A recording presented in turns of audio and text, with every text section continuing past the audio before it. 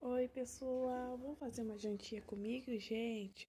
Eu já comecei picando aqui, socando alho com corante, sal e um pouquinho de chume-chume, pega marido, gente, porque eu já vou colocar no feijão. Esse feijão que eu tô usando é feijão preto, e é um pouquinho do feijão que eu tinha aqui, eu já vou cozinhar ele temperado, porque é o último, gente, pra que a gente já come ele, pra que não vai dar pra guardar mesmo. Em seguida, a gente já fui fazendo arroz, gente. Deixei o alho com sal e azeite fritar. Depois que fritou, coloquei o arroz. Depois que o arroz deu uma tostadinha, eu coloquei a água. Gente, deixei cozinhando. Logo em seguida, a gente já fui com picar cebola pra me fazer o molho de linguiça, gente. Perdão, tô gaguejando aqui, gente.